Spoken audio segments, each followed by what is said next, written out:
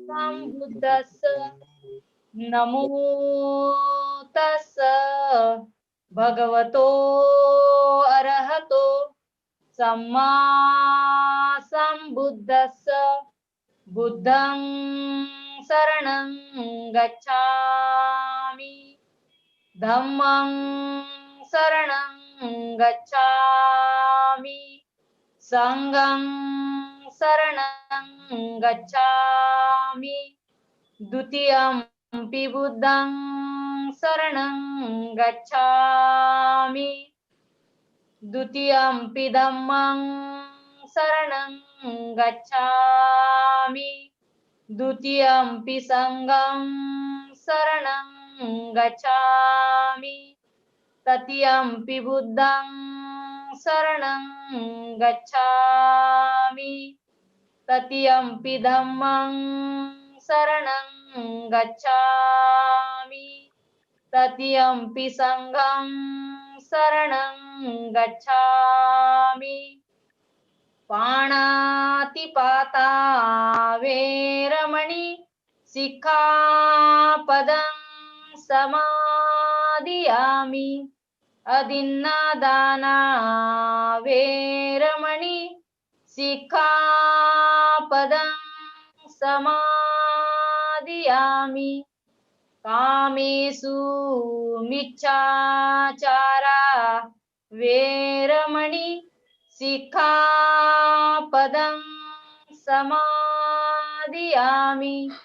मुसावादा वेरमणि सिक्खापदं समादियामि सुरामेरय मज्ज पमादठाना वेरमणि सिक्खापदं समादियामि साधु साधु साधु। सकारात्मक मैत्री पूर्ण कर्म करके मैं अपने शरीर को शुद्ध करती हूँ। मुक्त हस्त से दान करके मैं अपने शरीर को शुद्ध करती हूँ। शांति सादगी तथा संतुष्टि का पालन करके मैं अपने शरीर को शुद्ध करती हूँ। सत्यता पूर्ण संवाद से मैं अपनी वाणी को शुद्ध करती हूँ। प्रिय स्मृति सुस्पष्ट एवं प्रदीप्त रखकर मैं अपने मन को शुद्ध करती हूँ।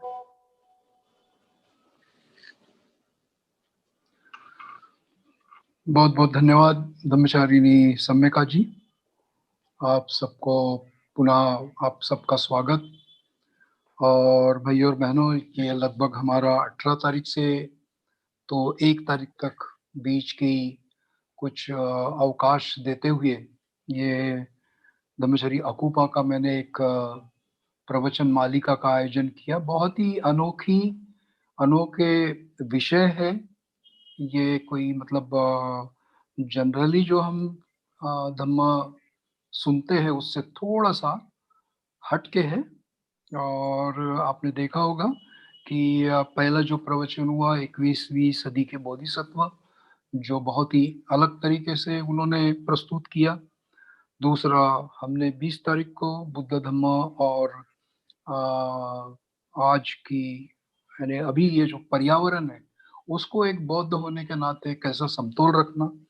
और आज का प्रवचन हम सुनने जा रहे प्रकृति को या इस पर्यावरण को, इस नेचर को कैसे नए ढंग से देखना और एक बौद्ध होने के नाते कैसे देखना। तो ये हम आज सुनने जा रहे हैं। और अकूपा ये बहुत अच्छे एक लेखक है, विद्वान है। और जो न्यू कैसल नाम का जो शहर है वहाँ जो हमका त्रिरत्न बुद्धिस्ट सेंटर है उसके चेयरमैन है। तो ये बहुत अनुभव रखते हैं और संगम में भी बहुत ही दीर्घ अनुभव रखते हैं। उनके अपने अभ्यास में बड़ा दीर्घ अनुभव रखते हैं। और ये हमारे भारतीयों के लिए यूँ समझो कि ये नए तरीके का अभ्यास करने का मौका भी हमको मिलता है। तो मैं उनका बहुत उनको धन्यवाद देता हूँ कि उन्होंने वक्त निकाला और हमारे साथ यहाँ इन प्रवचन मालिका में सम्मिलित होने का जो एक रुचि दिखाई उसके लिए बहुत धन्यवाद देता हूँ। और आप सभी लोगों को आप भी मतलब इस नए तरीके के अभ्यास को सुनने समझने में रुचि ले रहे हैं, तो आपको भी बहुत-बहुत धन्यवाद, आपका स्वागत। और इसी तरीके से 27 तारीख को, फिर 29 तारीख को और फिर 1 फरवरी को आप अपने समय को अपने डायरी में नोट करके रखिए, ताकि आपको पुनः मतलब एक इस प्रवचन मालिका में अपने आप को जोड़ने का मौका मिले। तो फिर से मैं याद दिला दूँ, 27 तारीख को प्रकृति और सौंदर्य का मार्ग, 29 तारीख को बौद्ध धम्म, राजनीति और पर्यावरण संकट, और 1 फरवरी को त्रिरत्न, वैश्विक बदल और भविष्य। ऐसे इन विषयों का चयन किया है, जो हमारे सामने वो आने वाले और 3 प्रवचन उनके तरफ से हम लोग सुनने जा रहे हैं। मगर आज का प्रवचन ये हमारे लिए प्रकृति को हमने कैसा देखना चाहिए एक बौद्ध होने के नाते, उसको वो अपने भंते जी के दृष्टिकोण से, बाबा साहब के दृष्टिकोण से और बुद्ध के दृष्टिकोण से हमारे सामने प्रस्तुत करने जा रहे हैं। तो मैं आप सभी की तरफ से उनसे अनुरोध करता हूँ कि वो अपने प्रवचन को शुरुआत करें। So I give a little brief of our series as well as little introduction about yourself. And now I request from all of us to please deliver your talk. Thank you, Nagamitra. Jai Bhim, Namo Buddhai, and Jai Bhim, Namo Buddhai. Good evening to you all in India. और सभी को शाम की संध्या के लिए शुभकामनाएं। So in the first talk of this series, I talked about the Buddha's awakening at Bodh Gaya. पहले प्रवचन में मैंने जो सिद्धार्थ को बुद्धत्व की प्राप्ति हुई उसके विषय में कहा, about his complete liberation from any idea of a separate self. पूरी तरह से एक अपने आप को विमुक्त करने का और एक व्यक्ति बनने की प्रक्रिया के बारे में बताया था। His realization of anatman. अनात्म का एक पूरी तरह से अनुभूति उनको हुई, उसके विषय में मैंने कहा। Of all things being connected. और ये सभी चीजें जो है आपस में कैसे उनका संबंध है उसके बारे में कहा था। This gave rise to a revolution. और इसी के वजह से हम एक क्रांति की निर्मित हुई उसको देखे थे। A new way of seeing. नए तरीके से चीजों को देखना। Destroying old ideas like caste. पुरानी जितनी भी कल्पनाएं हैं, धारणाएं, उसको पूरी तरह से तोड़ मरोड़ देना। And this gives us the possibility of a new way of living together as humans. और एक मनुष्य मात्र के इस परिस्थिति में नए तरीके से जीवन जीने का एक जरिया उन्होंने दिया। I also suggested that this same vision of interconnectedness. और मैंने ये भी बताया था कि ये इस तरीके का जो एक दृष्टि है वो कितनी एक दूसरे के साथ में संबंधित है। Can give rise to other revolutions. जो कि दूसरी क्रांति को निर्माण करता है या जन्म देता है। The Buddha understood our deep connection with nature. Buddha ने प्रकृति के साथ में हमारा जो गहरे संबंध है उसको जाना था। And this gives us a vision for living in harmony with nature. और वो हमें निसर्ग के साथ में सुसंवादित रहने का एक मौका उपलब्ध कराया गया है। We see this in the Gosinga Sutta. और ये हमने कसिंग सुत्त में देखा, which I talked about on Wednesday in response to a question. और वो मैंने बुधवार को किसी सवाल के जवाब में बताया था। So the Gosinga Sutta tells us of the Buddha's visit to a small community of monks. तो जो गोसिंग सुत्त है वो ये दर्शाता है कि बुद्ध एक छोटे से भिक्षु समुदाय के साथ में, संघ के साथ में उनका संबंध हुआ था, Who are living together in a grove. जो कि एक ऐसे वृक्षों के बीच में वो रहते थे। He asks them about how they are living. वो उनको जाके पूछते हैं कि वो किस तरीके से वहाँ अपना वास्तव्य रखे हुए हैं, And they describe their life together. और वो फिर उन्होंने प्रत्युत्तर के रूप में उनका जीवन कैसा जी रहे हैं वो बताते हैं। They are living in deep harmony with each other. वो तीनों जो है बड़े सुसंवाद के साथ में वहाँ रहते हैं, Looking after each other. एक दूसरे का ख्याल रखते हुए, And doing what needs to be doing without even having to talk about it. और बिना एक दूसरे से बात किए एक दूसरे की जरूरतों को पूरा करने के लिए वो तत्पर रहते हैं या कार्यरत रहते हैं। And they are also living in harmony with their surroundings. और साथ ही साथ वो अपने इर्द गिर्द के परिसर में भी उसी तरीके से सुसंवादित रहते हैं। They take care not to throw away their food leftovers. वो बहुत ख्याल रखते हैं कि जो भी खाना उनका बचा है वो बर्बाद ना करे या बाहर ना फेंके, Into any grass or water where there might be living things. वो जहाँ उस घास में अगर कोई जीव जंतु रहते हैं या वो पानी जहाँ जीव बसते हैं वहाँ। So grass and streams aren't to be treated as dumping places. तो कई बार ये देखने में आता है कि जो घास है या फिर पानी के स्रोत है उसको हमने कचरा फेंकने की जगह बना के रखे है, Because they are food and drink for the animals that live there. और क्योंकि वो भी यानी प्राणियों के खाने पीने की जगह है। And in my last talk, I also talked about the Ratna Sutta. और फिर जो मैं पिछले मेरे प्रवचन में रत्न सूत्र का जिक्र किया, How this gives a picture of the Buddhist relationship to the natural world. और वहाँ बुद्ध की जो निसर्ग के साथ में अपने जो एक संबंध है उसको उजागर करते हैं। Seeing the natural world as alive. जो भी निसर्ग है उसको एक जीवित अवस्था में देखना।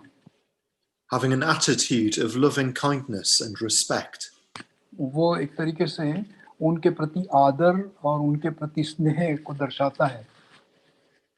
But also with an idea of the awakening as the highest expression of nature.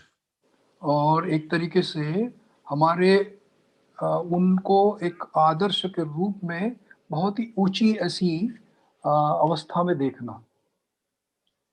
Buddha Dharma Sangha. जो बुद्ध धम्म संघ है। So in our journey to awakening, तो इस तरीके के हमारे जो जागरूक होने के सफर में a right relationship with nature is essential. जो एक जो निसर्ग है उसके साथ में उचित हमारे संबंध हो ये बहुत जरूरी है। A truly Buddhist life एक तरीके से बौद्ध का जो जीवन है वो सही अंदाज में जीना, will be expressed in harmony with other people. जो कि अन्य लोगों के साथ में एक सुसंवादित जीवन का एहसास दे पाए, And harmony with nature. और साथ ही साथ निसर्ग के साथ में हम सुसंवादित हो पाए। And this is important in two ways. और ये दो बातों से बहुत महत्व का एहसास कराते हैं। It's important for us individually. एक हमारे व्यक्ति के रूप में भी हम देख सकते हैं, If we understand our relationship with nature, अगर हम निसर्ग के साथ में अपने संबंधों को समझ सके तो we understand who we truly are. हम ये जान पाएंगे कि हम वाकई में कौन है, हम सच्चे कौन हैं। If we don't feel connected with nature, अगर हम उस निसर्ग के साथ में अपने आप को कोई संबंध नहीं देख पाते हैं we might feel there's something missing. तो हम शायद कुछ ना कुछ हम में से कुछ कमी है वो देख पाएंगे And we try to fill the gap in other ways. और फिर कहीं ना कहीं उनमें और हमारे में एक दूरी को महसूस कर पाएंगे By buying too many possessions, जैसे कि बहुत सारी चीजों को हम बटोरना है, खरीदना है, or getting addicted to other things. या फिर उन बातों के प्रति एक तरीके से नशे में हो हम वो चाह के। So a right relationship with nature is also important for us as a society. इस निसर्ग के साथ में संबंध बनाए रखना यानी एक तरीके से जो हमारे इर्द गिर्द का जो समाज है उसके साथ में सुसंवादित होना। If we don't have a right relationship with nature, अगर हमारे संबंध निसर्ग के साथ में सुसंवादित अगर नहीं है we destroy the basis for health and life. तो हम एक तरीके से जो हमारे अपने जीवन के लिए जो हमारे अपने अधिकार है उसको ही हम तोड़ मरोड़ करेंगे, बर्बाद करेंगे। We destroy the conditions for Dharma practice. एक तरीके से हम जो धम्म आचरण के लिए जो परिस्थिति है उसी को हम तबाह करेंगे। We're seeing in the world that our relationship with nature is badly out of balance. हम एक तरीके से हमारे जो संबंध है वो बहुत असंतुलित हो गए हैं ऐसा हम महसूस करेंगे। As Buddhists, we need to go right back to the Buddha's awakening.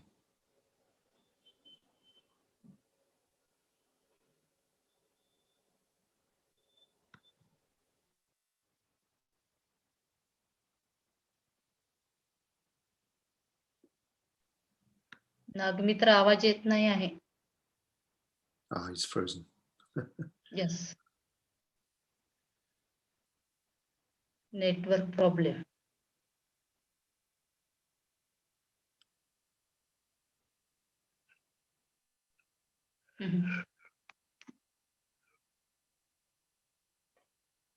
I think we'll perhaps have to wait. नागमित्र आवाज येत नाही आहे तुमचा। आपकी आवाज नहीं सुनाई दे रही हमें। नागमित्र पे काही प्रॉब्लेम है। Network problem. आउटेज झाली का?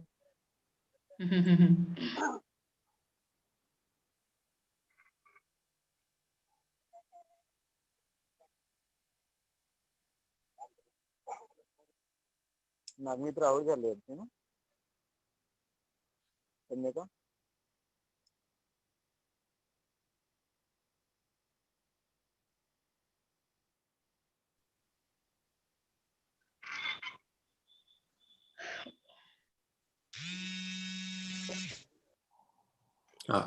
Here he is. आ गए?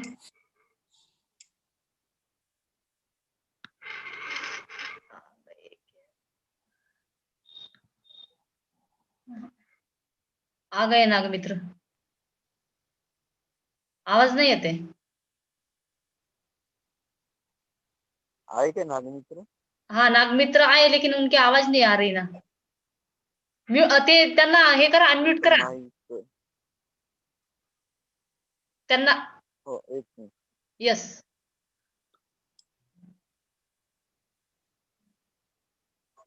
थँक यू हां झालं ते। थँक यू नागमित्र ओपन करा। Thank you. काय झालं होतं? सॉरी ककू। हां Welcome back. Thank you. Sorry, what was wrong? I don't know. Go ahead. So I'll continue. Yes, please. So we need to see nature with new eyes. तो हमको जो निसर्ग है उसको नए अंदाज में देखना बहुत जरूरी है। And today I'd like to talk about how we do this. और आज मैं उन्हीं के बारे में बताने वाला हूं कि हम उसको कैसा देखें। So number one, पहली बात है we need to understand that we all see nature differently. हमको पहली बात तो ये समझना पड़ेगा कि हम हर एक जो है वो निसर्ग को अपने तरीके से अलग-अलग तरीके से देखते हैं। The way I see nature isn't necessarily complete and true.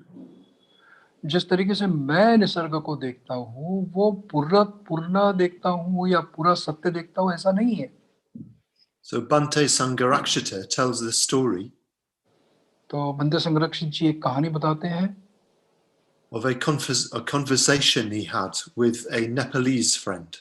और वो संपर्क बताते हैं जो एक उनके नेपाली दोस्त के साथ में हुआ था। They were looking at a tree. वो एक वृक्ष को देख रहे थे।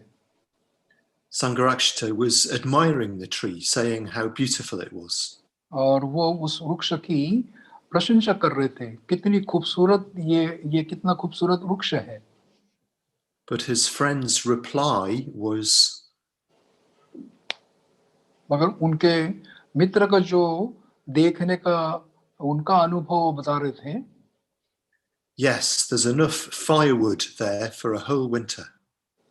वो उनका जो मित्र है वो उनके जवाब में ये कहता है कि ये कितना बड़ा वृक्ष है, इसको अगर तोड़ के काटा जाए तो ये मेरे पूरे सीजन के लिए खाना बनाना, हाथ सेकने के लिए पर्याप्त है।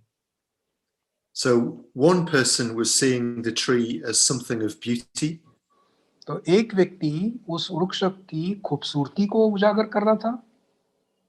The other was seeing it for what he could get from it, firewood. और दूसरा व्यक्ति अपनी जरूरत के तरीके से उसमें से कितनी उसके जीवन उपयोग के लिए, खाना बनाने के लिए इस्तेमाल कर सकता है, उस तरीके से बताता है।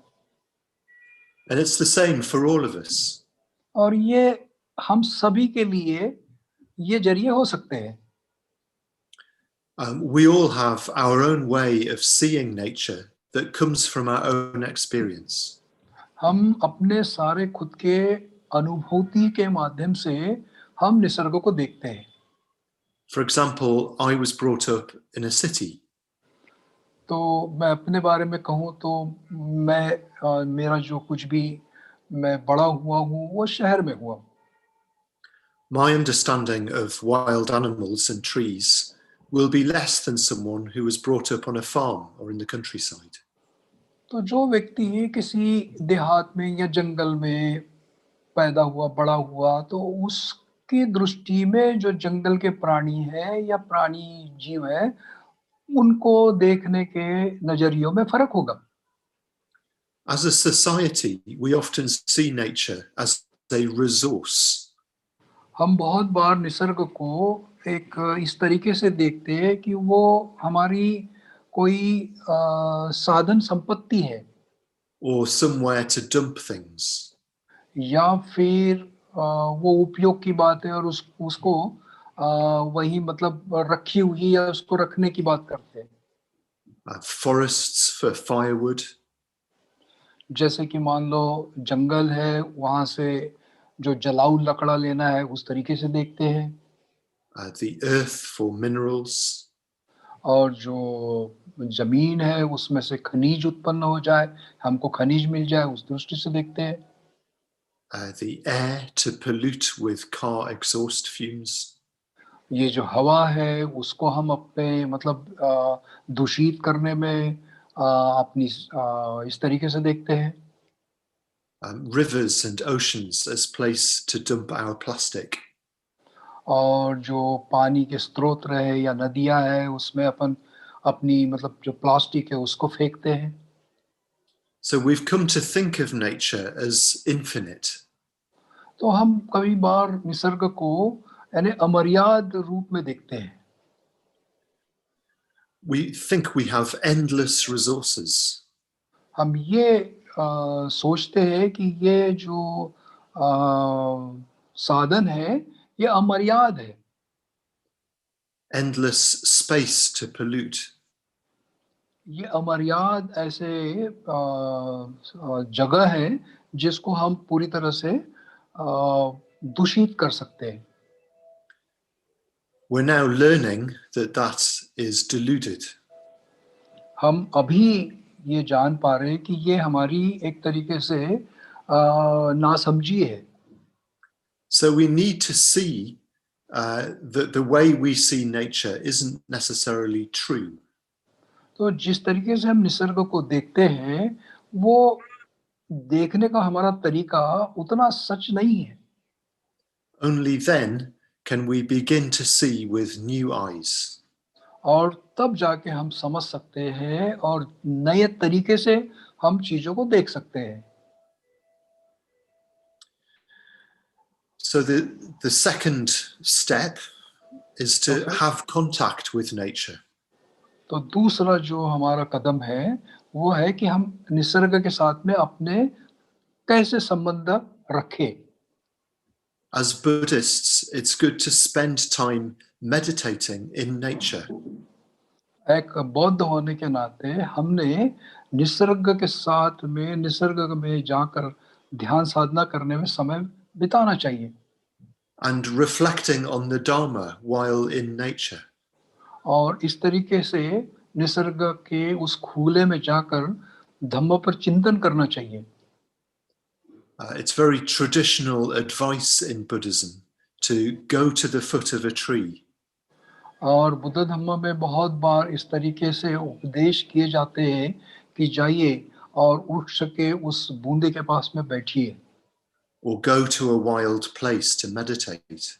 या फिर खुले में थोड़ा सा जहाँ जंगल है वहाँ जाके ध्यान करिए And reflect on the Buddha's teachings. और वहाँ जाकर बुद्ध धम्म की जो शिक्षा है उस पर चिंतन करिए। So in nature we find solitude. जब हम निसर्ग में जाते हैं तो वहाँ हम एकांत महसूस करते हैं And yet, as well as solitude, we're surrounded by living beings. और भला ही हम लोग एकांत में हैं मगर बहुत सारे जीवों के साथ हम घिरे रहते हैं। So actual contact with nature, तो वहाँ हम एक तरीके से सीधे उस निसर्ग के संपर्क में आते हैं being immersed in its sights, sounds, smells, textures. तो वहाँ एक तरीके से हम वहाँ के आवाज, वहाँ की हवा, वहाँ की खुशबू और वहाँ का जो एक स्पर्श है उसके सानिध्य में जीते हैं। Will not just be a pleasant form of relaxation, वो कोई हमारे लिए एक बहुत आनंददायी बस परिस्थिति नहीं होगी but an essential element of our Buddhist practice. मगर ये बहुत ही महत्वपूर्ण ऐसा एक जरिया है एक बौद्ध होने के नाते। In the words of Sankarakshita, संरक्षित जी कुछ कहते हैं इसके बारे में। this is not so much contemplating and looking at nature, ये कोई निसर्ग को बहुत गहराई से देखना और उसको चिंतन करने की बात नहीं है so much as immersing oneself in nature. तो एक तरीके से उस निसर्ग के साथ में पूरी तरह से घुल मिल जाना। When I say that, I mean immersed in nature quite literally. तो मैं जब ये कह रहा हूँ ये वाकई में मतलब कोई शब्दशः नहीं कह रहा हूँ Not just strolling in the garden, मैं उसको इस तरीके से मत लीजिए कि आप अपने बगीचे में टहल रहे हैं looking at all the trees and bushes, जो भी पेड़ पौधे हैं उसको निहारना but really being in really thick, dense vegetation. तो एक तरीके से बहुत ही गहराई से उसके साथ में एक होने वाली बात है This has a definite effect upon one. और इस तरीके से अगर हम देखते हैं तो उसका वाकई में हम पर प्रभाव होता है So the third step तो फिर to seeing nature anew तीसरा जो कदम है वो निसर्ग को देखने का कैसा जरिया हो, is to understand nature. तो यहाँ हम निसर्ग को समझते हैं. By this, I mean to try to understand nature a little. तो मेरा कहने का मतलब है कि हम उस निसर्ग को कुछ हद तक समझे. I don't mean that we have to study it at university, मेरा कहने का मतलब ये नहीं कि हमको किसी विद्यालय में जाके उसका अभ्यास करना है, but just be interested a little. केवल थोड़ा बहुत रुचि लेना है उसमें. On Wednesday, I talked about ants and elephants. तो मैंने बुधवार को वो चींटियां और हाथी के बारे में कुछ कहा था. And why they behave as they behave. वो क्यों इस तरीके से उनके बर्ताव करते हैं जैसे वो करते हैं. Nature is quite fascinating, क्योंकि निसर्ग बहुत ही अद्भुत है. not just ants and elephants, but all kinds of animals and how they live. तो ये केवल उस चींटियों के लिए और हाथियों के लिए नहीं, तो सभी प्राणियों को अगर हम देखते हैं तो ये चीजों को जान पाएंगे. And not just animals, but trees. ये केवल उन प्राणियों के लिए नहीं है, तो उस वृक्षों के लिए भी. Trees are much more interesting than we think. जो वृक्ष है वो बहुत मजेदार होते हैं जिसको हम देख नहीं पाते या नहीं समझ पाते. They have networks of community. उनके एक तरीके से उनका एक दूसरे के साथ में बहुत ही गहरा उनके संबंध होते हैं. They have ways of communicating with each other through their roots. वो उनके अपने जड़ों के साथ में एक दूसरे के साथ में संवाद साधते हैं. They can warn each other of danger. वो खतरों के प्रति एक दूसरे को सूचनाएं देते हैं. They look after trees that have been damaged. और जब वो किसी बुरी अवस्था में हो तो वो ख्याल भी रखते हैं. So it's good just to understand nature and how it works. तो उस निसर्ग को हमको समझना जरूरी है और उसको जानना जरूरी है कि वो कैसे कार्य करते हैं. Okay, so the fourth step, फिर चौथा कदम, be open to nature being alive. Nisarga के साथ में एक जीवित परिस्थिति के जैसा जानो. Perhaps you might find it difficult to think of a tree as alive or conscious. ये बहुत शायद मुश्किल हो सकता है कि वृक्ष को जीवित और जिंदा आप जान पाए या समझ पाए. But at least we can be open to the idea. पर ये तो कर सकते हैं कि उस कल्पना के प्रति अपने आप को खुला कर पाए. If you wish, you can think of it just as a game. आप उसको एक तरीके से किसी खेल के रूप में या गेम के रूप में भी देख सकते हैं. With animals, it's often obvious that they experience happiness and pain. जैसे कि प्राणी है, कम से कम ये उनके अपने खुशी के बारे में जान सकते हैं. So we just need to be sensitive to what we see. तो जो भी हम देखते हैं उसके प्रति हम कुछ हद तक संवेदनशील रहे. Here in the West, for the last few hundred years, इस पश्चिम में हमारे तरफ कुछ वर्षों पहले we've had this terrible idea that animals aren't really conscious. एक कल्पना थी कि ये प्राणियों को कोई संवेदना या चेतना नहीं होती. That they don't really experience pain or pleasure as we do. जिस तरीके से हम किसी खुशी को या गम को महसूस करते हैं वैसे वो नहीं करते हैं. Thankfully, scientists are now proving that wrong. पर हमने आभार व्यक्त करना चाहिए उन वैज्ञानिकों को का कि जिन्होंने इस तरीके से खोज निकाला कि उन्हें भी संवेदनाएं होती है। As I said the other day, we're discovering more and more जैसे कि उस रोज मैंने कहा था कि ये जो खोज है ये होते चली जा रही है और होते चले जा रही है। that animals' experience is very like ours. जिस तरीके से हम किसी बात को लेके अनुभूतियां करते हैं वैसे प्राणी भी करते हैं। They experience fear, friendship, grief. वो मित्रता, वो डर, वो अपनी जो भावनिक जो उनकी संवेदना है उसको भी महसूस करते हैं। And jealousy and shame. वो ईर्ष्या और अपनी लज्जा भी महसूस करते हैं। Joy and love. वो प्यार और वो खुशियाँ भी समझते हैं। So, Bhante Sangharakshita has spoken about the need to feel the life around us. भक्त संरक्षित जी हमारे इर्द गिर्द की क्या जरूरतें हैं, क्या आवश्यकता है, उसको जानने के बारे में बताते हैं। He said, one needs to see things as alive rather than dead. वो कहते हैं कि हमने चीजों को जीवित देखने की कोशिश करना है, ना कि उसको मृत रूप में।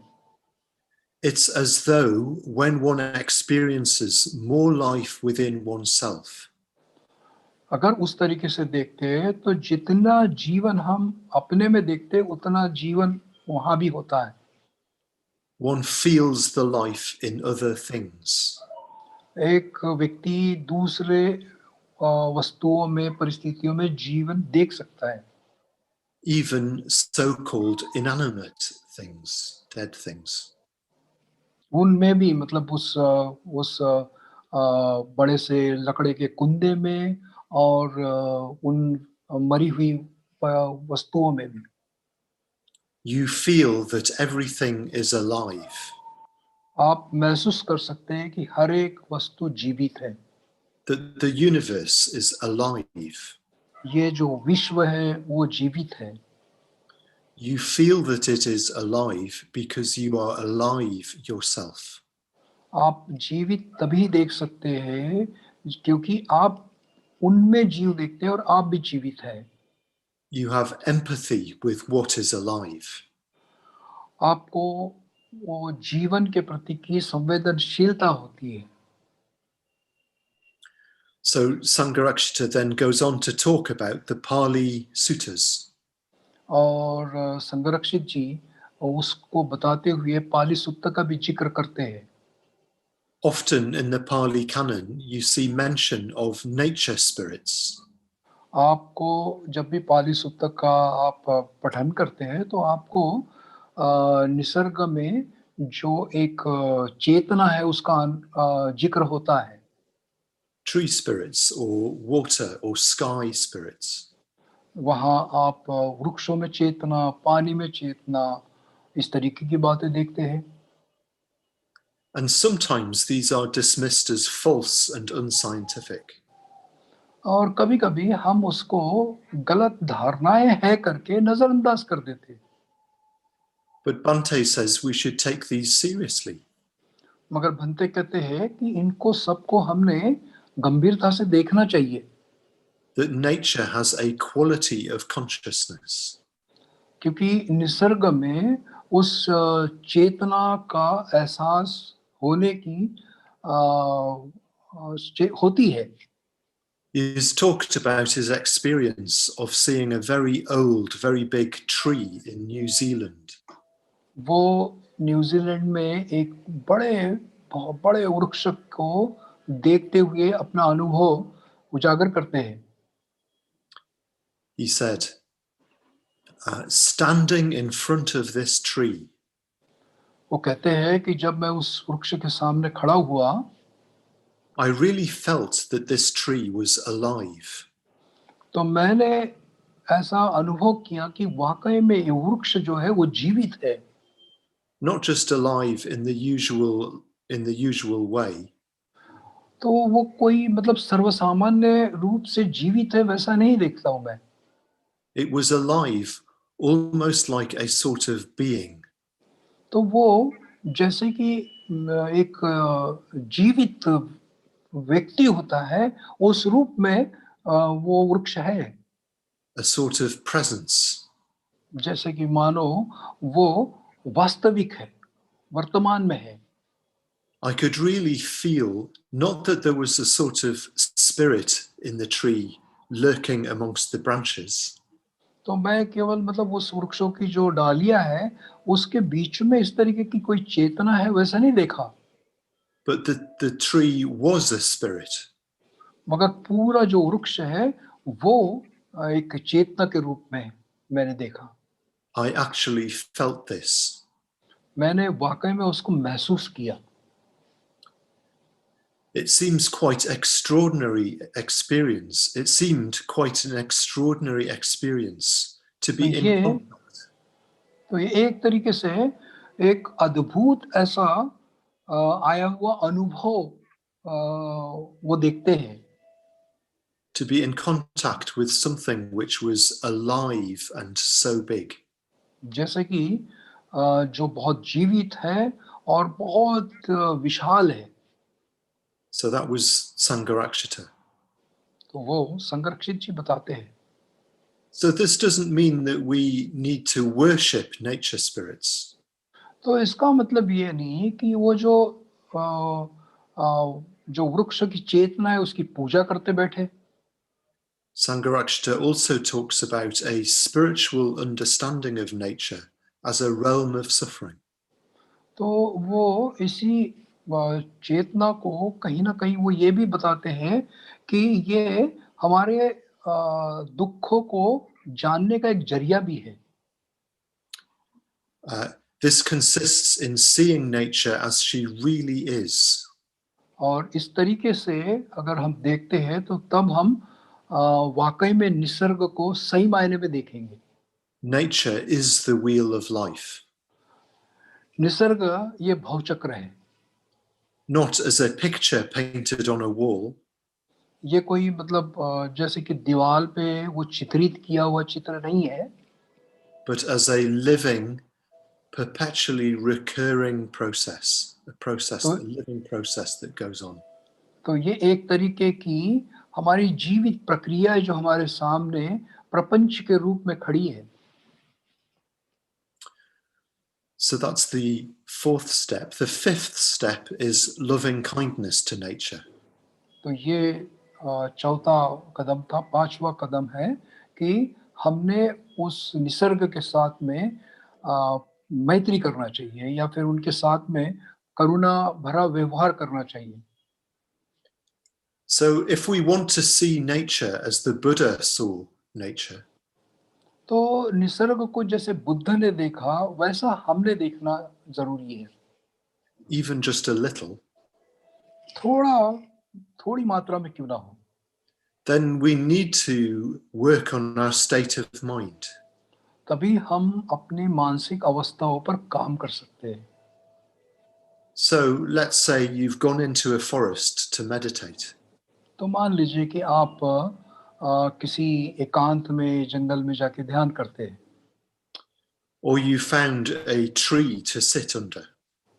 या फिर कोई ऐसा बड़ा सा वृक्ष देखा है जिसके जहाँ उसकी छाया में जाके ध्यान करते हैं। First thing, we need to deal with the hindrances. तो सबसे पहले हमको जो ध्यान में आलंबन आते हैं उसके साथ में निपटारा करना पड़ता है उसका। It doesn't work to meditate in nature with an angry state of mind. आप निसर्ग में जाकर गुस्से की मानसिक अवस्था में ध्यान नहीं कर सकते, Or an anxious state of mind. या फिर किसी चिंतित और परेशानियों में।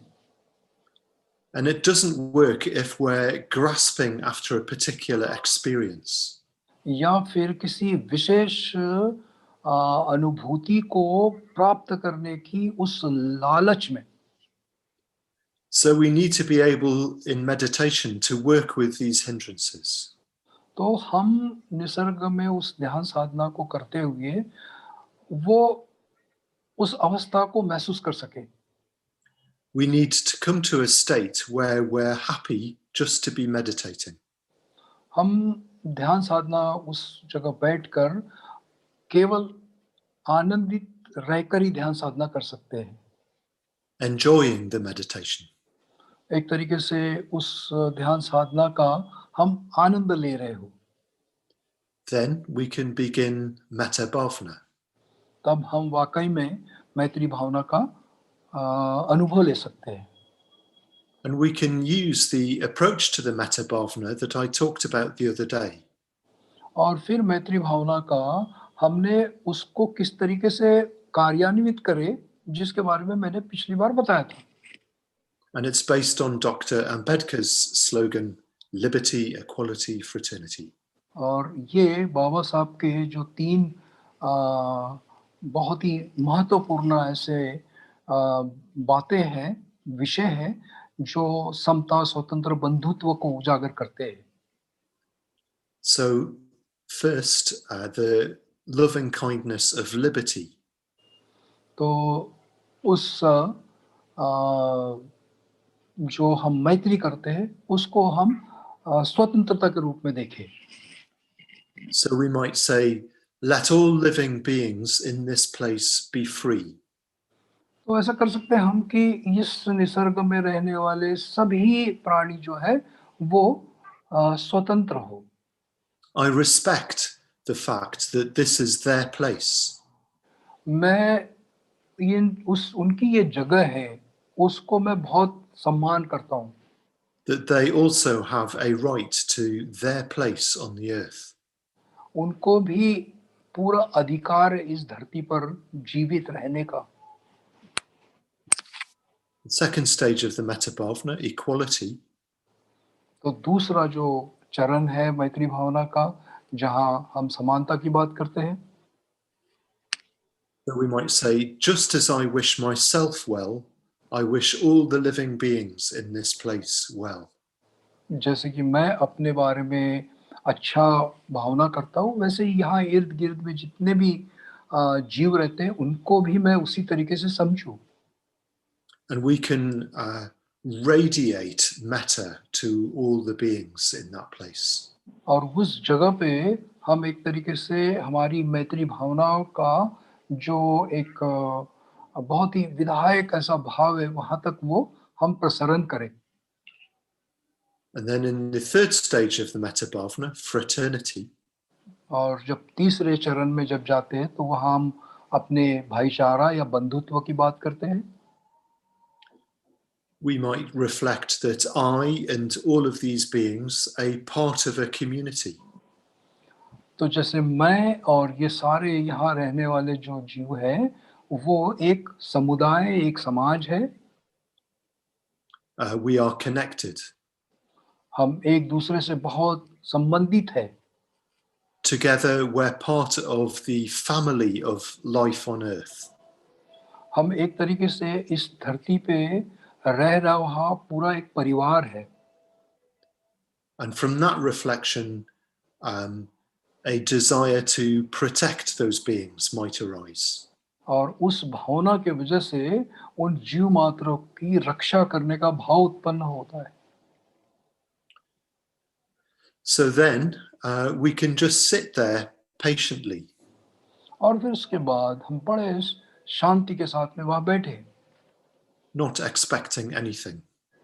किसी भी प्रकार की अपेक्षा नहीं करते हुए, Just being aware of the sights and sounds and smells of the place around us. तो जो भी हम जिस वातावरण में बैठे हैं वहाँ जो आवाज है, जो गंध है, जो हवा है, उसके साथ उसका आनंद ले। Or perhaps get on with some other meditation that we want to do. या फिर हमको जो लगता उस ध्यान साधना की हम शुरुआत करें। Or read and reflect on the Dharma. या फिर कुछ पढ़े या धम्म पर चिंतन करें। So this is uh, a way of meditating that includes nature. तो इस तरीके से पूरे निसर्ग का सहभाग करते हुए अपनी ध्यान साधना कर सकते हैं। It's a good thing to do when arriving into a place. तो ये जब हम किसी ऐसे जगहों पर जाए तो इस तरीके की बातें करना बहुत ही एक विधायक बात है। And perhaps we'll find that a new way of seeing nature arises from that. और इस तरीके से हम नए तरीके से अपने उस निसर्ग को देखने का एक जरिया अपने में देख सकते हैं। So the sixth and final step is to be in right relationship with nature. और जो छठवां कदम है एक तरीके से वो ये है कि हमारे उनके साथ में कैसे उचित व्यवहार हम निर्माण कर पाए। If we really do see nature with new eyes, अगर हम निसर्ग को इस नए दृष्टि से देखें we will see the earth not as something to be used, तो फिर हम इस धरती को केवल उपयोग के रूप में नहीं देखेंगे, but as a shared home. तो वो एक तरीके का हमारा एक दूसरे के साथ में भागीदारी किया हुआ घर हम महसूस कर सकते हैं। We will apply the precepts to the way we treat nature. हम वो जो निसर्ग को एक तरीके से हमारे शीलों के व्यवहार पर उसको देख सकते हैं। Sangharakshita talks about a number of points in the right relationship with nature. और संगरक्षित जी ने उचित संबंध कैसे रखे जाए उसको लेकर कुछ बातें करी है जो कई मुद्दों में है। We should try to use everything of natural origin very carefully indeed. जो भी वास्तविक रूप में निर्माण हुई उसके साथ में हमने उचित दृष्टिकोण से देखना चाहिए। Not only that, but we should use as little of it as possible. इतना ही नहीं तो उसमें उसको हम कम से कम रूप में इस्तेमाल करें। We should use it in the best possible way for the true benefit of ourselves and others. उसका जब भी अगर इस्तेमाल करें तो उचित मात्रा में करें और उसकी देखभाल करते हुए करें। We shouldn't destroy or spoil the natural environment in any way. हमने किसी भी तरीके से जो प्राकृतिक बातें हैं उसको चोट ना पहुंचाए या उसको बर्बाद ना करें। We should think carefully before bringing about any changes that can't be reversed. हमने बहुत ख्याल रख के उसमें कुछ बदलाव करने की कोशिश भी करते हैं, तो ये करें कि उसको किसी भी तरीके से वो कोई उस पर कोई परिणाम ना हो। The right use of nature is part of the spiritual life. और इस तरीके से व्यवहार करना यही आध्यात्मिक जीवन का बहुत ही महत्वपूर्ण हिस्सा है। So actually number 7 तो फिर एक सातवां मुद्दा भी है, educate, agitate, organize. और वो है क्या कहेंगे उसको, शिक्षा, संघर्ष और संगठन। So not only can we put right our own relationship with nature, तो ये इतना ही नहीं कि हम अपने संबंध केवल उस निसर्ग के सामने उचित करें, we can also work to bring about change in our society. तो वो हम अपने समाज में भी उस तरीके का बदलाव लाने की कोशिश करना चाहिए। We can do that individually, हम व्यक्तिगत रूप से उसको कर सकते हैं, and we can do it together as a sangha. और साथ ही एक संघ करके समुदाय में भी उसको करा जा सकता है। And this too is something that Sangharakshita supported. और इस बात को संरक्षित जी भरकस जोर दे के बताते हैं. So back in 1988, he said, तो 1988 में वो कहते हैं, I think we need to take a much stronger stand on issues of this sort. इस तरीके के मुद्दों पर हमने बहुत ही मजबूत कदम उठाने चाहिए. Perhaps play a more active part in the environmental movement. और जो ये पर्यावरण को मदद करने वाला जो आंदोलन है उसके लिए हमने खड़े होना चाहिए, उसको मदद करना चाहिए. After all, this is completely in accordance with the principles of Buddhism. और ऐसा करते हुए हमने पूरी तरह से हमारे बुद्ध तत्वों को महत्व देना चाहिए. I would like to see us developing an ecological dimension. और वो कहते हैं कि इस तरीके से पर्यावरण के विकास की तरफ लोगों का सहभाग में देखना चाहता हूँ. So I'll be exploring that more in later talks. और उन बातों को मैं अगले प्रवचन में विस्तार से बताऊंगा. So for today, to summarize what I've said today, तो आज के इस प्रवचन का एक समारोपीय निचोड़ में बताता हूँ. first we need to understand that our understanding of nature is limited. तो सबसे पहले ये बात को समझ लेना चाहिए कि मेरी जो समझ है निसर्ग के बारे में वो बहुत मर्यादित है. We need to go into nature and have contact with nature. हमको निसर्ग में जाना चाहिए और हमारे प्रत्यक्ष संबंध निसर्ग के साथ में बनाना चाहिए. We need to understand nature and take an interest. हमको निसर्ग को समझना चाहिए और उसमें रुचि लेना चाहिए. We need to be open to the idea that nature is alive. हमको उस बात के लिए अपने आप को खुला करना चाहिए कि निसर्ग एक जीवित परिस्थिति है. We need to practice metta bhavana to nature. हमने निसर्ग पर मैत्री का विकास करना चाहिए, मैत्री भावना करना चाहिए. We need to cultivate a right relationship with nature. Nisarga के साथ में हमारे उचित जो संबंध है उसको प्रस्तापित करना चाहिए. And we might even become an advocate for nature in the society that we live in. और साथ ही साथ जिस परिस्थिति में हम रहते हैं वहाँ निसर्ग की ख्याल रखने की एक शिक्षा को उजागर करना चाहिए. So all of this comes from seeing nature in a new way.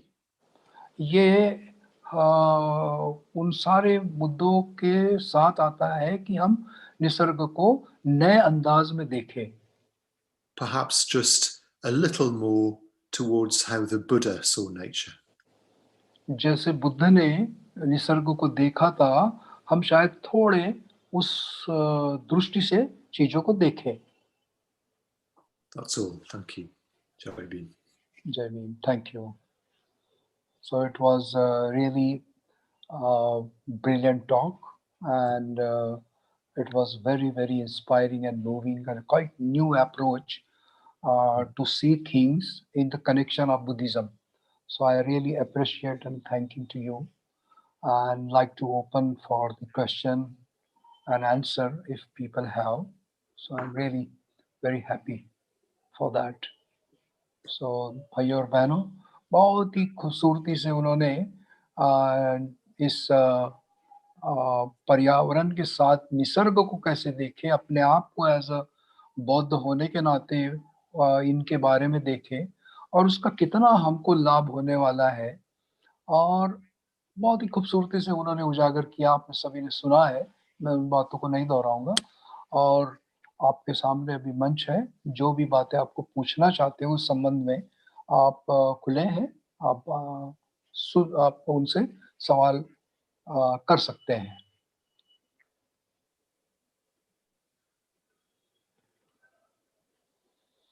तो कोई किसी को सवाल हो तो पूछ सकते हैं भाई और बहनों.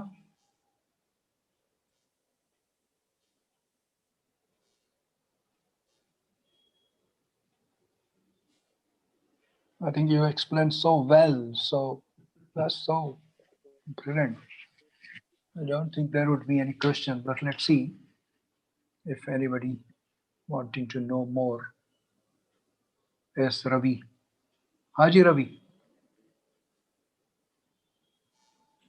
JB. Ravi ji, boliye. Thank you so much, Dhammachari Akuppa, once again for wonderful session on ecology. While it was gracitive about certain things, like you talked about, nature consciousness or nature spirit, which is generally often not discussed much, or generally when we talk about a lot of Buddhist principles, these kind of things do not come. So do we say that everything in this universe, including stones, minerals, somewhere I read it, stones, minerals, then we plant, these are the different forms of consciousness, from lower consciousness to the higher consciousness of human being. And even in human being, from an ordinary human to a conscious human to then a kind of a well-developed human, are these the levels of different consciousness which we are talking about?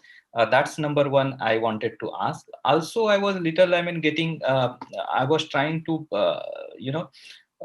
get into an issue, like we sometimes Western world talks about angels, like different angels.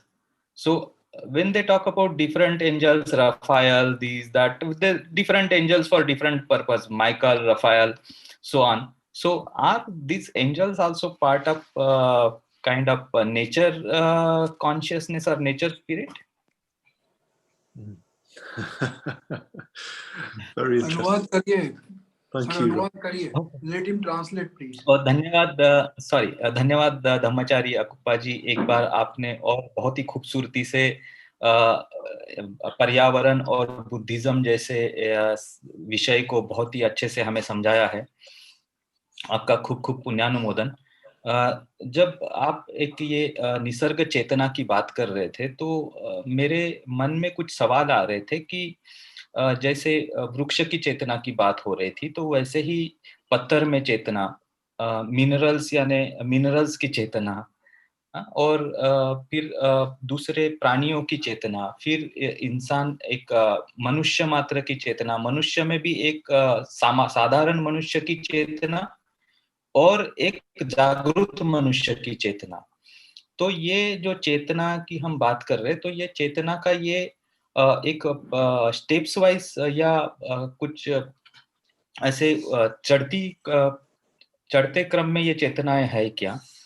और दूसरा सवाल मैंने पूछा कि जब हम angels की बात करते हैं, वेस्टर्न वर्ल्ड पर्टिकुलरली पश्चिमात्य देशों में काफी सारे एंजल्स की बात होती है, जैसे एंजल रफाएल है, एंजल माइकल है. तो ये एंजल्स की बात हम करते हैं, तो वो एक निसर्ग के चेतना के पार्ट है, भाग है, या और कुछ है? ये मैं जानना चाहता हूँ. धन्यवाद.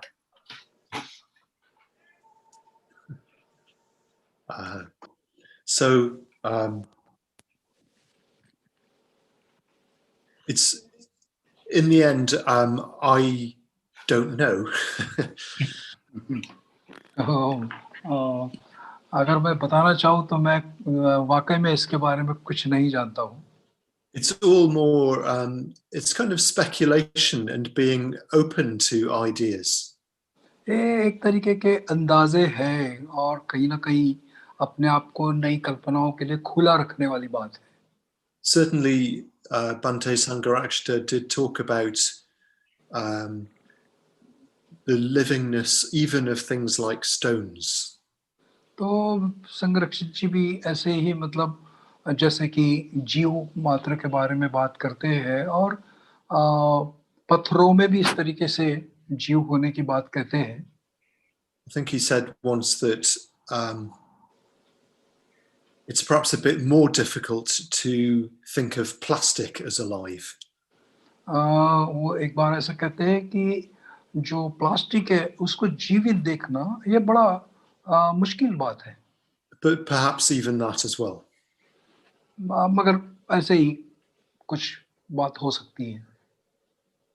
Also, I have also read that there are scientists who are studying consciousness.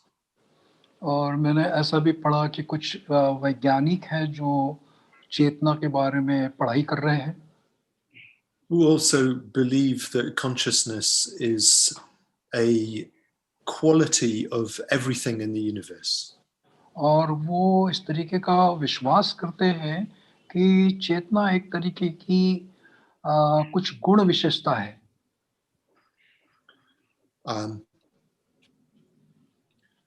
And certainly this seems to accord with what the Buddha teaches. और ये निश्चित ही बुद्ध ने जो शिक्षाएं दी है उसके साथ में कहीं इसको जोड़ के देखा जा सकता है। And there must be different levels, as you say, there must be different levels of this, that the consciousness of a stone won't be the same as the consciousness of a human being. तो निश्चित ही जैसे आपने कहा है कि उसके अलग अलग स्तर हो सकते हैं, जैसे मनुष्य का जो चेतना है वो शायद पत्थरों में जो होती है उस तरीके की ना हो। And perhaps it's difficult for us to imagine such a simple form of consciousness. और हमारे लिए इस तरीके की बड़ी साधारण सी चेतना के बारे में कुछ सोचना थोड़ा सा जटिल है। So, in relation to the second question about angels, तो दूसरा जो सवाल है आपका उस एंजल के लिए, again, I don't really know. हाँ, फिर से मैं कहूँगा कि मैं वाकई में उसके बारे में नहीं जानता हूँ। Actually, I think I know more about the ideas in the Pali canon. मैं निश्चित ही जो पाली ग्रंथों में लिखा है उनके विशेषणों के बारे में जानता हूँ। About a hierarchy of spirits. जो कि एक तरीके से अपने उच्चांग की जो एक चेतना है उसके बारे में। For example, nature spirits, devas, the earth protectors. जैसे कि निसर्ग है या फिर देवा है या जो उसकी बात करते हैं कि इस धरती के रक्षणकर्ता के रूप में।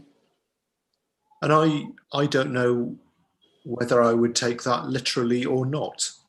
और मुझे किसी भी तरीके से कोई विश्वास नहीं कि उसको मैं शाब्दिक रूप से लूँ या सच्चाई में लूँ। But I don't think it harms to think of there being something true behind it. और ये उसके पीछे कुछ हो सकता है, वो विचार करने में कोई नुकसान भी नहीं है। Of course, our focus is to live our lives. हमारा जो एक अपने आप के तरफ ध्यान केंद्रित करने वाली बात है कि हमने अपना जीवन जीना चाहिए। To deal with our own states of mind and care for them. जो कि अपनी मानसिक अवस्थाओं को और अपनी परिस्थिति को उचित बनाने में देना चाहिए। But perhaps it helps in some way. मगर कुछ हद तक इस तरीके से वो हो सकता है। To have the idea that there is more to reality than we can see and touch. जो वास्तविकता होगी हम वाकई में उसके कहीं मतलब संपर्क में नहीं आ पाते हैं। And after all, that is what the Buddha talks about. और वही बातों के बारे में बुद्ध ने बताया है। I hope that answers the question a little bit. तो हो सकता है कि वो आपके सवाल का थोड़ा बहुत जवाब हो. I think Thank you so much. that's as much as I can say. और उतना ही मैं कह सकता हूँ. Thank you so much. Good, thank you. So कोई सवाल है कोई?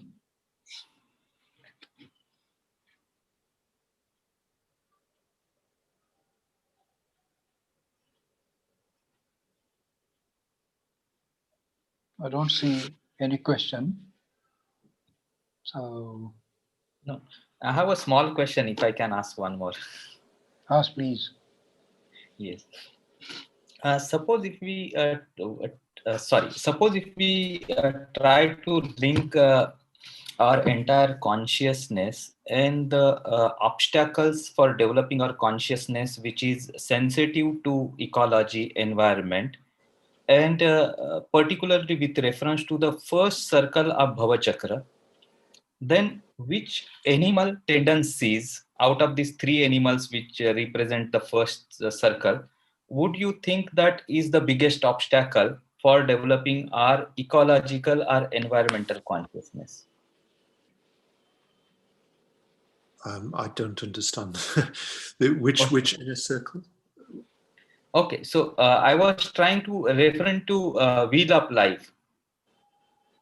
The first circle in the wheel of life, where we have a pig, we have a cock, we have a snake, cobra, right? So, and all of them represent different poisons or different, what we say, tendencies which are not allowing us to develop our consciousness, our awareness.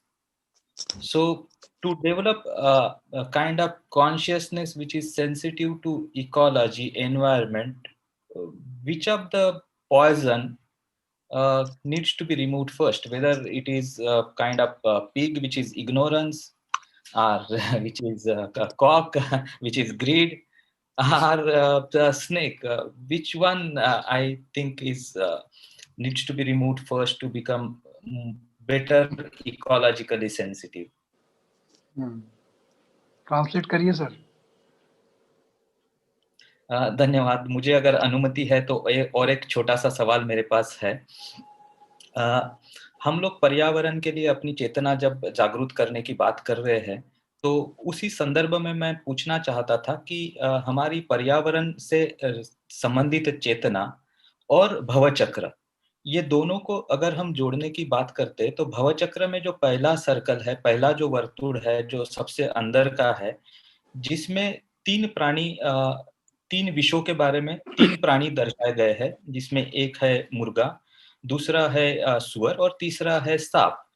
तो ये 3 जो विष है या 3 जो हमारी बाधाएं है, जो हमारे चेतना को आगे नहीं बढ़ने देती है, उसमें से कौन सी बाधा सबसे अहम है, जिसको हटाने के बाद हम अपना पर्यावरण के लिए जो जागरूक चेतना है, उसका विकास अधिक कर पाएंगे?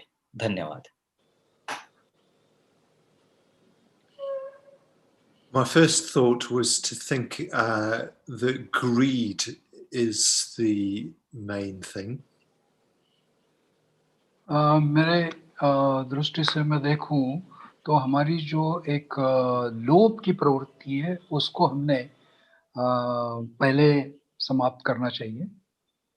And certainly a lot of the environmental problems are caused by our consuming too many things. और जो निसर्ग के बारे में हमारी जो एक क्या कहते हैं उसको, ख्याल नहीं रखने वाली परिस्थिति जो है, वो हमारे इस प्रकार के बटोरने वाली आदत की वजह से हम बर्बादी की तरफ ले जा रहे हैं.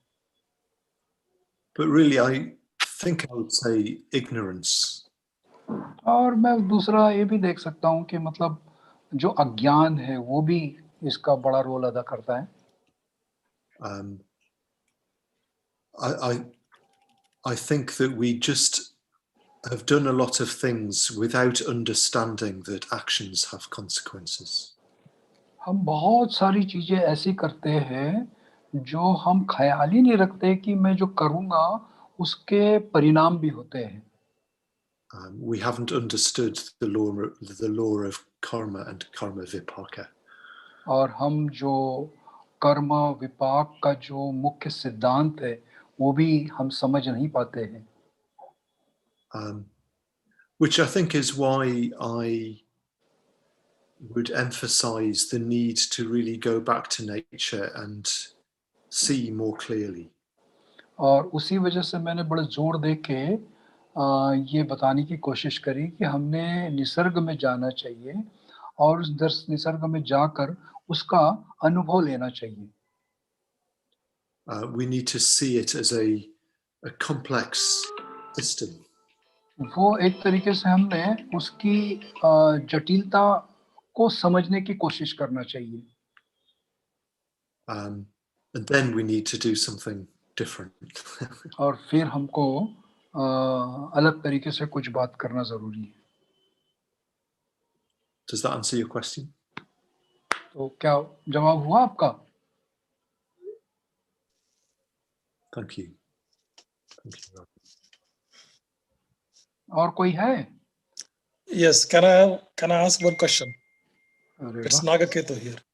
Hello, Nagaketu. Good to Very see very nice talk, Akupa. Wonderful. Means, you. I have one question. Means,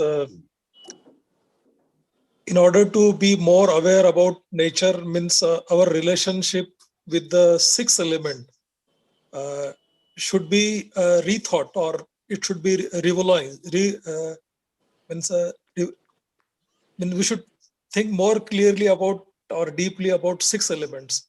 So how an ordinary person in his day-to-day life can be more aware and thoughtful about six elements in order to relate with nature.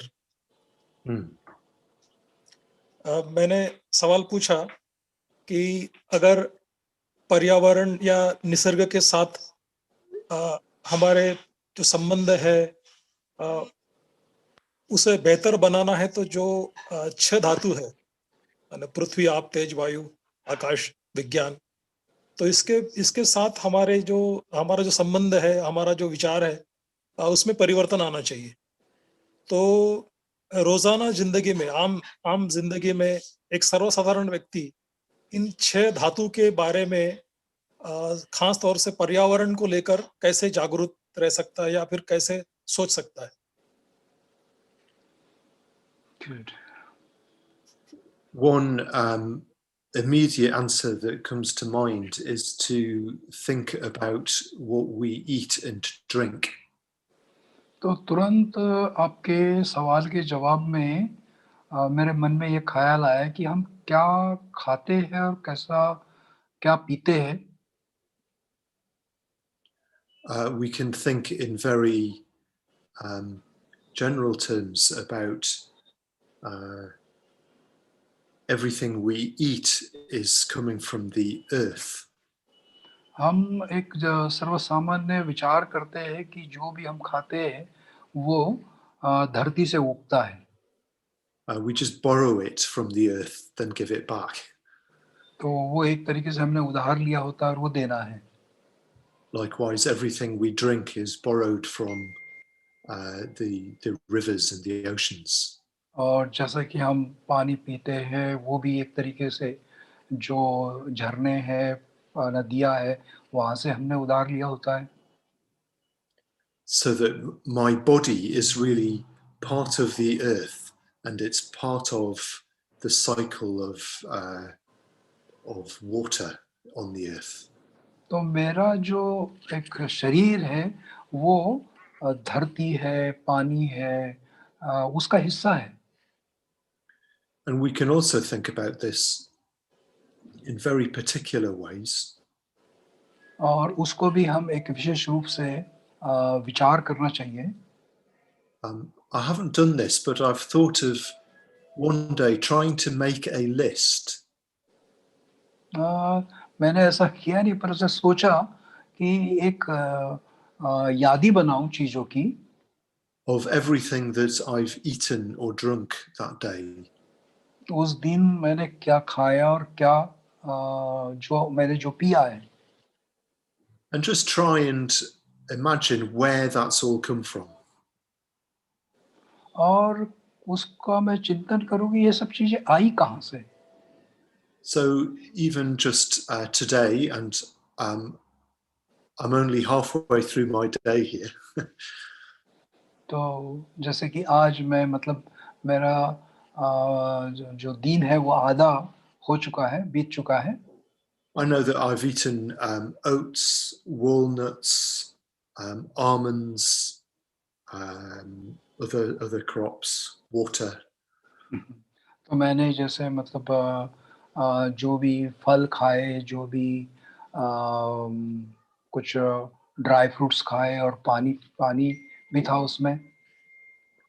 So somewhere there's a walnut tree that today has kept me alive.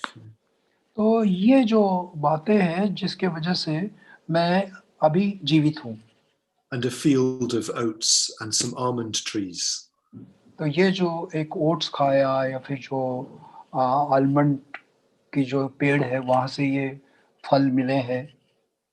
So even in just one day, I'm connected to all these different places in the UK, but also in other countries.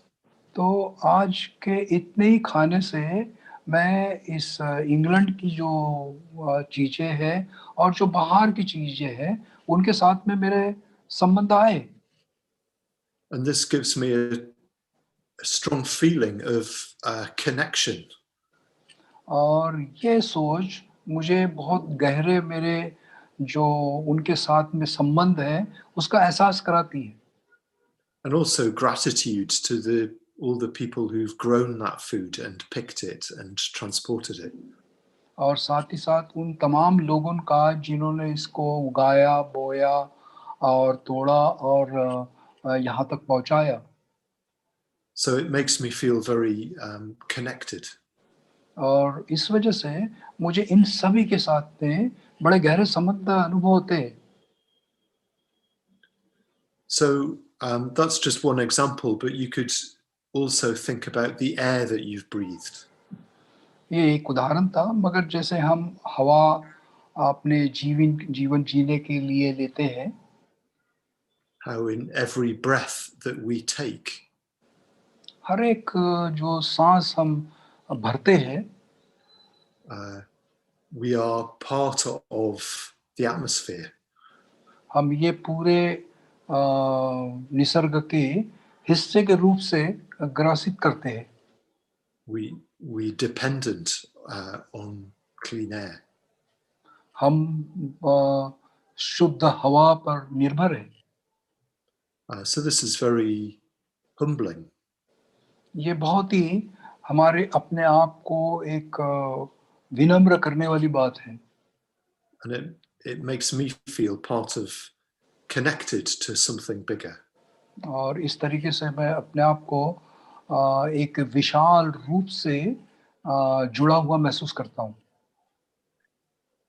So there's a couple of examples. I hope that answers the question a little bit. तो ये कुछ उदाहरण थे जिससे कि आपके सवाल को शायद जवाब मिला होगा.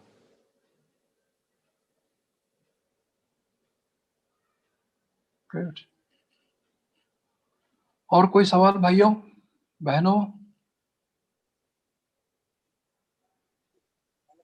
कोई दिख नहीं रही थी. Good, thank you. तो आप सभी को धन्यवाद देता हूँ. ना कि तूने बड़े अच्छे सवाल पूछे, रवि हरदम की तरह ही बड़े अच्छे सवाल पूछे, उनको भी धन्यवाद देता हूँ. उसके वजह से और लोगों को बहुत सारा फायदा होता है, तो मैं वाकई में उनको बहुत सराहता हूँ. और आप सबसे विनती करता हूँ कि फिर 27 तारीख को आप एक दूसरे को याद दिलाते हुए हमारी तरफ से ये सूचनाएं तो मिलेगी ही, पर अपने भी डायरी में नोट करिए और इस आने वाले जो विषय है उसका आप पूरी तरह से फायदा उठाइए. तो I really thankful to Akupa and really appreciate whatever you are teaching. So that's really wonderful. And thank you to all. सभी भाई बहनों को फिर से धन्यवाद देता हूँ. और हम इस कार्यक्रम को यहीं समाप्त करेंगे. मैं धम्मपालन गाथा लेकर आज का जो क्लास है यहीं समाप्त करूंगा. तो बहुत बहुत धन्यवाद आपका. सभी कृपया हाथ जोड़ लीजिए. Thank you, Nagamitra, for translating. You are welcome. It's a pleasure. Thank you.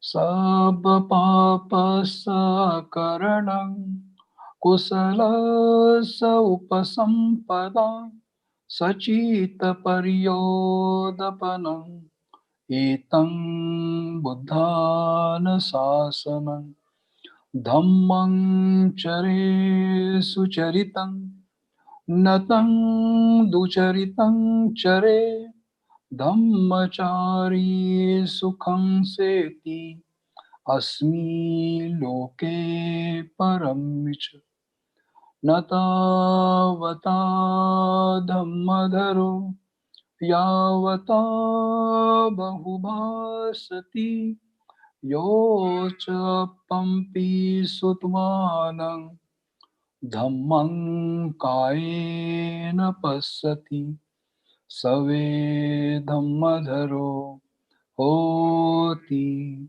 Yo Dhammang Napamajjati Nathi Me Saranang Ayyang Buddho Me Saranang Varang Etena Sacha Vajjena Hotu Me Jayamangalam Nathi Me Saranang Ayyang Dhammo me saranang varang etena sacha vajjena hotu me jayamangalam Nathi me saranang ayyang sangho me saranang varang etena sacha vajjena hotu me jayamangalam Namo Buddhaya, Namo Dhammaya, Namo Sanghaya, Sadhu, Sadhu, Sadhu. So, thank you once again, Akupa ji. और सभी भाई और बहनों को विनती है कि 27 तारीख को पुनः इसी समय पे nature and path of beauty यानी प्रकृति और सुंदरता का मार्ग इसको हम लोग सुनने जा रहे हैं. तो आप सभी से नम्र निवेदन है कृपया जितने लोग इसको सुन सके सुनने की कोशिश करिए. Thank you so much. Have a good day Akupa and have your lunch.